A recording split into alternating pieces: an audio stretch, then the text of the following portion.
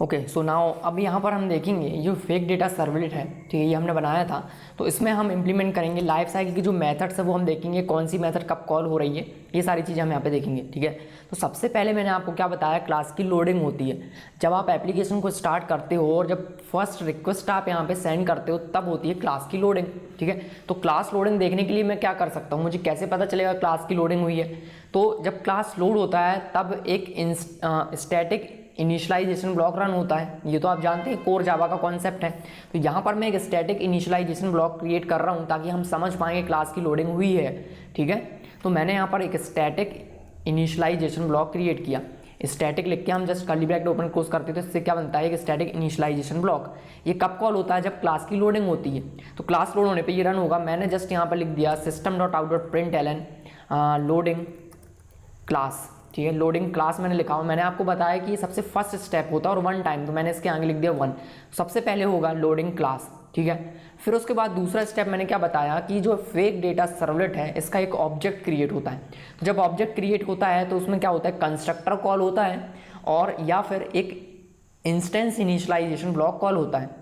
ठीक है, आपको इसका कंस्ट्रक्टर कॉल नहीं करना है तो आपको यहाँ पे कंस्ट्रक्टर डिफाइन भी नहीं करना है। ठीक है, तो कंस्ट्रक्टर आपको यहाँ डिफाइन बिल्कुल भी नहीं करना है। तो मुझे कैसे पता चलेगा कि इसका ऑब्जेक्ट क्रिएट हुआ, मैं एक इंस्टेंस इनिशियलाइजेशन ब्लॉक क्रिएट कर सकता हूँ। तो जब भी इसका ऑब्जेक्ट क्रिएट होगा, एक इंस्टेंस इनिशियलाइजेशन जो हमने डिफाइन किया वो यहाँ पे कॉल होगा। तो मैंने यहाँ पर इंस्टेंस इनिशियलाइजेशन ब्लॉक क्रिएट किया। तो ये कंस्ट्रक्टर जब कॉल होता है तब ये कॉल होता है। ठीक है, तो यहाँ पर मैंने लिखा system.out.println क्रिएटिंग ऑब्जेक्ट। ठीक है, सो मैंने यहाँ पर लिखा क्रिएटिंग ऑब्जेक्ट। ठीक है, क्रिएटिंग ऑब्जेक्ट लिखा और मैंने आपको बताया कि ये दूसरा स्टेप है लाइफ साइकिल का। ठीक है, तो सबसे पहले क्लास लोड होगा, देन इसका एक ऑब्जेक्ट क्रिएट हो जाएगा। ठीक है, जस्ट मैं यहाँ पर देखने के लिए ये सारी चीज़ें प्रिंट कर रहा हूँ ताकि हमें समझ में आए कि जो हमने थ्योरेटिकल अभी देखा है वो प्रॉपरली यहाँ पे होता है या फिर नहीं। ठीक है, नाउ थर्ड स्टेप क्या था, इनिशियलाइजेशन होता है। तो मैंने आपको बताया कि जो HTTP सर्वलेट की जो पेरेंट क्लासेस हैं, पेरेंट क्लास और एक इंटरफेस है, उसमें से एक मेथड है इनिट। तो वो यहाँ पे आया हुआ है, ओवरराइड किया हुआ है हमने, ओवरराइड नहीं किया, इनहेरिट हुआ है। तो वो यहाँ पे कॉल होता है। इनिट मेथड क्या करता है, इनिशियलाइजेशन करता है। तो यहाँ पर देखेंगे दो इनिट मेथड्स हैं। तो पहला जो मेथड है इनिट मेथड, ठीक है, मैंने यहाँ पर कहा इनिट। तो इनिट है वॉइड, इसमें कोई भी पैरामीटर में कोई कुछ भी नहीं है, तो मैं इसको ओवरराइड कर सकता हूँ। ठीक है, तो इसके अंदर से आप super.init कॉल नहीं भी करेंगे तो चलेगा, तो मैं इसको ओवरराइड कर सकता हूँ। तो मैंने यहाँ पर लिखा system.out.println और यहाँ पर मैंने लिखा इनिट मेथड। ठीक है, मैंने यहाँ पर लिख दिया 0 पैरामीटर। ठीक है, 0 पैरामीटर, ये होगा थर्ड नंबर पे कॉल। ठीक है, जैसे ही ऑब्जेक्ट क्रिएट होगा ये भी कॉल होगा इसके बाद, ऑब्जेक्ट क्रिएट होने के बाद। नाउ ये कुछ भी नहीं करता है, इनिशियलाइजेशन नहीं तो कर ही नहीं रहा। इनिशियलाइजेशन करने का मतलब क्या, कुछ स्टेप्स परफॉर्म होंगे उसके अंदर, तो वो स्टेप्स तो इसमें परफॉर्म नहीं हो रहे क्योंकि हमने system.out.println लिख दिया। तो फिर वो जो स्टेप्स हैं इनिशियलाइज करने का वो कहाँ पे होगा। तो यहाँ पर एक और है जो कि सर्वलेट इंटरफेस से आया हुआ है, एक और मेथड, वो है इनिट, सेम नेम है, ये एक ओवरलोडेड वर्जन है सर्वलेट कॉन्फ़िग का। तो डॉक्यूमेंटेशन ये कहता है कि आपको इसे ओवरराइड नहीं करना है। क्यों, क्योंकि अगर आप इसे ओवरराइड कर देंगे तो जो इनिशियलाइजेशन है वो नहीं होगा। ठीक है, इनिशियलाइजेशन का मतलब क्या है, वो कौन करता है, वो करता है super.init config, जो पहले से डिफाइंड मेथड वो करता है। अगर आपने ओवरराइड कर दिया तो फिर ये जो इम्प्लीमेंटेशन है ये बेकार हो जाएगा इसका। तो अगर आप इसको ओवरराइड करना चाहते हैं तो जो उसका इम्प्लीमेंटेशन है उसको भी रन करना है, तो उसको कैसे रन करूंगा मैं, super.init करके। तो जो पेरेंट क्लास में जो इम्प्लीमेंटेशन है वो इससे रन हो जाएगा। तो ये रन कर दिया मैंने, इसके बाद मुझे क्या करना है, अपना मैं कोई भी स्टेटमेंट इसके आगे लिख सकता हूँ। तो मैंने यहाँ पर लिखा इनिट मेथड। ठीक है, इसका जो पैरामीटर है वो है सर्वलेट कॉन्फ़िग। ठीक है, तो ये कॉन्फ़िगरेशन ऑब्जेक्ट होता है जो कि हर एक सर्वलेट की कॉन्फ़िगरेशन होती है। ठीक है, वो हम देखेंगे आगे देखेंगे क्या है ये सर्वलेट कॉन्फ़िग, कैसे इसका यूज़ करना है। तो ये कब कॉल होगा, ये होगा 4th नंबर पे। ठीक है, सेव किया मैंने इसको। तो इस तरह से ये मैंने अभी आपको बताया। ठीक है, तो ये super.init लिखना बहुत ज़रूरी है, ये डॉक्यूमेंटेशन कहता है, ये मैं नहीं कह रहा हूँ। एक बार मैं आपको दिखा देता हूँ डॉक्यूमेंटेशन। ठीक है, तो यहाँ पर आप देखोगे जेनेरिक सर्वलेट है, इसके पहले है सर्वलेट। ठीक है, इसके जो क्लास है इंटरफेस है सर्वलेट, इसके अंदर है इनिट मेथड। तो ये आप देखोगे इनिट मेथड, इस पर मैं अगर क्लिक करता हूँ तो ये क्या कहता है ये कब कॉल होता है, ये सर्वलेट कंटेनर जो कॉल होता है कब होता है, जब servlet being placed into the service, ठीक है। मतलब ये सर्विस देने के लिए तैयार है हमारा सर्वलेट, उसके पहले कुछ प्रोसेस होती है, वो होती है इस मेथड की हेल्प से, ठीक है।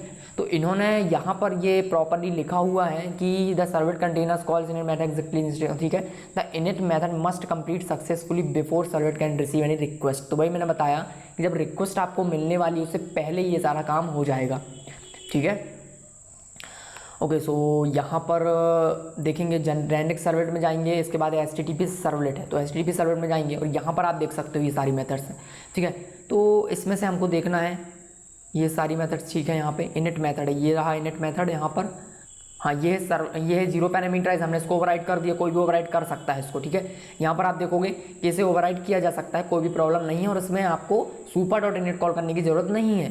लेकिन जो पैरामीटराइज्ड है इसमें आपको करना पड़ेगा। इन्होंने क्या कहा है कि सर्वलेट कॉन्फ़िग का ऑब्जेक्ट आता है, इसको कहीं ना कहीं इसकी ज़रूरत होती है।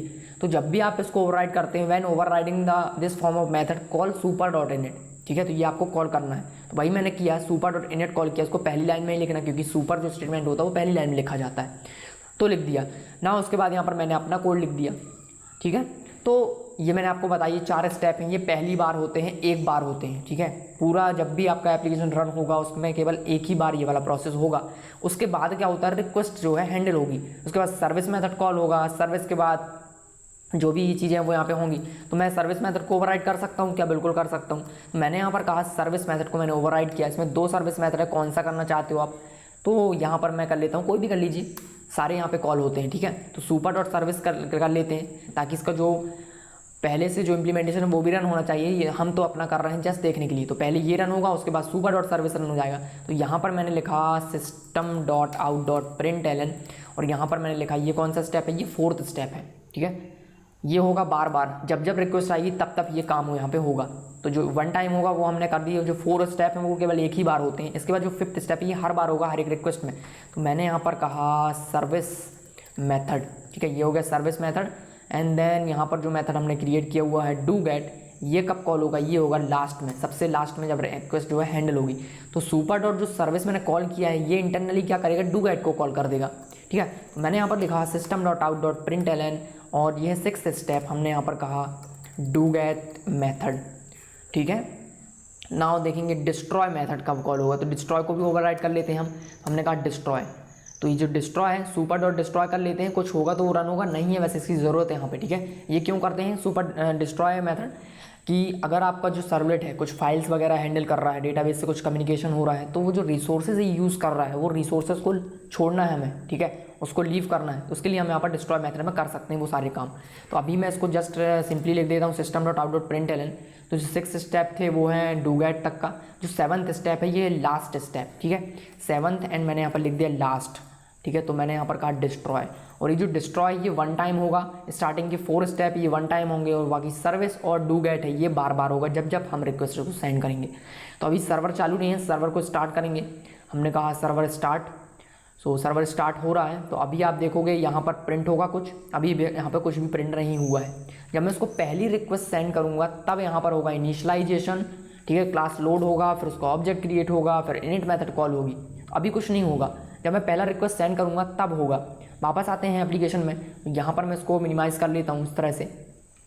तो अभी आप देखेंगे जब मैं इसको रिक्वेस्ट सेंड करूँगा, अभी मैं नहीं कर रहा हूँ, ठीक है। मैंने अभी क्या फेक डेटा में लिखा है, मैंने जैसे एंटर प्रेस किया, होम पेज आ गया, कुछ हुआ, कुछ नहीं हुआ। क्यों नहीं हुआ, क्योंकि फेक डेटा सर्विस में, फेक डेटा जो सर्वलेट है मैंने उस पर ये सारी चीज़ें की, तो अभी वो इंस्टेंशिएट हुआ ही नहीं है। तो अब यहाँ पर जाएगी पहली रिक्वेस्ट, तो मैंने इस पर क्लिक किया, पहला रिक्वेस्ट सेंड हुआ, और यहाँ पर आप देखो क्या हुआ, सबसे पहले हुआ क्लास लोड, उसके बाद क्या हुआ, ऑब्जेक्ट क्रिएट हुआ, उसके बाद क्या हुआ, 0 पैरामीटराइज कॉल हुआ, इसके बाद इनिट मेथड कॉल हुआ जो कि सर्वलेट कॉन्फ़िग पैरामीटराइज्ड है, उसके बाद कॉल हुआ डू गेट मेथड, और उसके बाद कॉल हुआ यहाँ पर सर्विस मेथड। ओके, तो अभी आप देखो मैंने आपको क्या बताया था कि 5th जो सर्विस मेथड वो पहले कॉल होगा, ठीक है।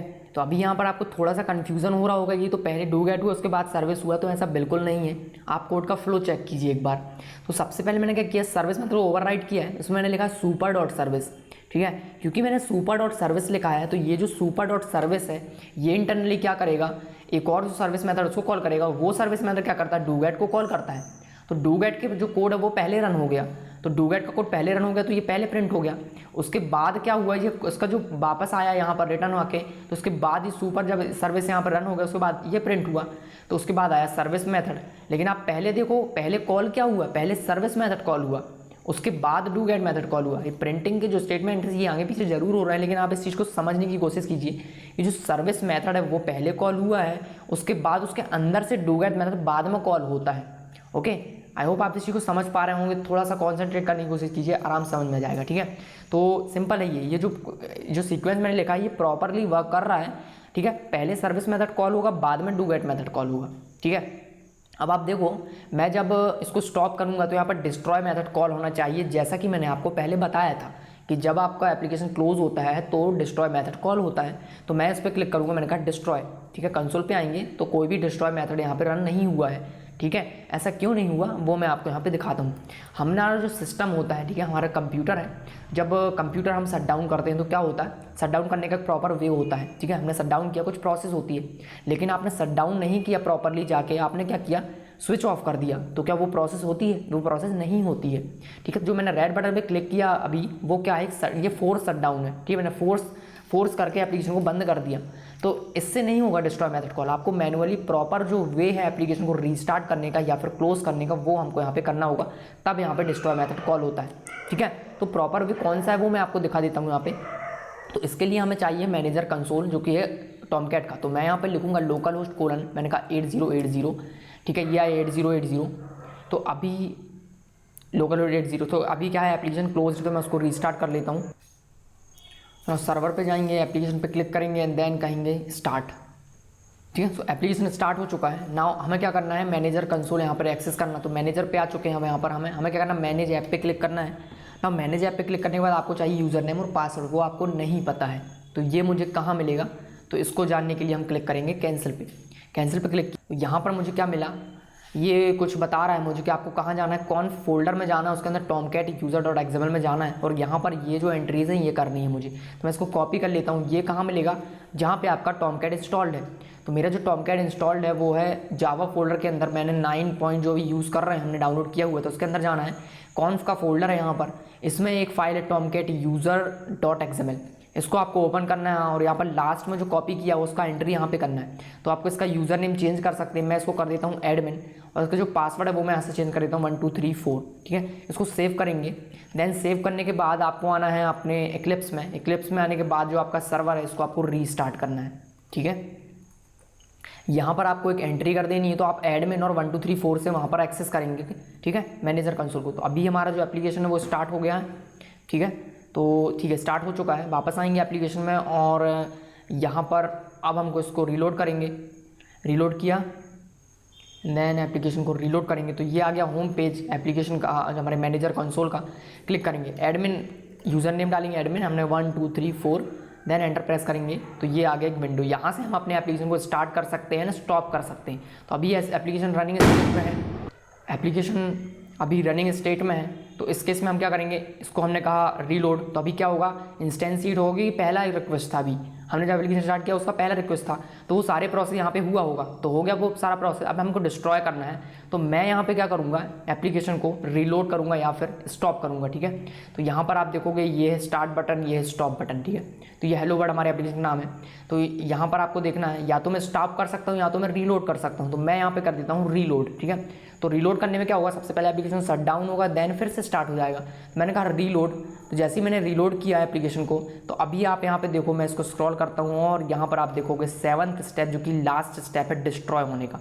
ठीक है, तो हमारा जो एप्लीकेशन है वो यहाँ पर डिस्ट्रॉय, एप्लीकेशन नहीं, हमारा जो सर्वलेट है वो डिस्ट्रॉय हुआ था। अभी हमने एक ही सर्वलेट क्लिक किया, अगर आप हर एक सर्वलेट में देखते हो और अगर उस सर्वलेट का ऑब्जेक्ट क्रिएट हुआ था तो वो यहाँ पर डिस्ट्रॉय हो जाएगा।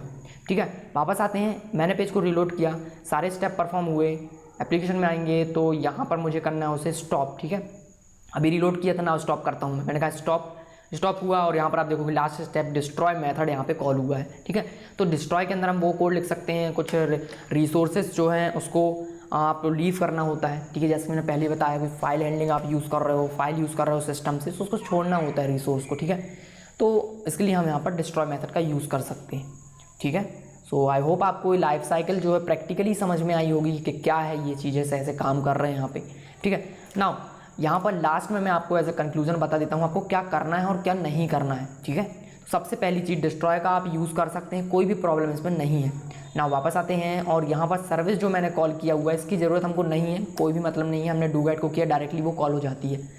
इनिट मेथड को कॉल करने की ज़रूरत नहीं है, ये जो पैरामीटराइज्ड है इसको कॉल नहीं करना है। अगर आपको कोई काम करना है जो कि इनिशियलाइजेशन के टाइम पे करना है तो आप जीरो पैरामीटराइज को कॉल कीजिए, ये प्रॉपर वे है इसको इम्प्लीमेंट करने का।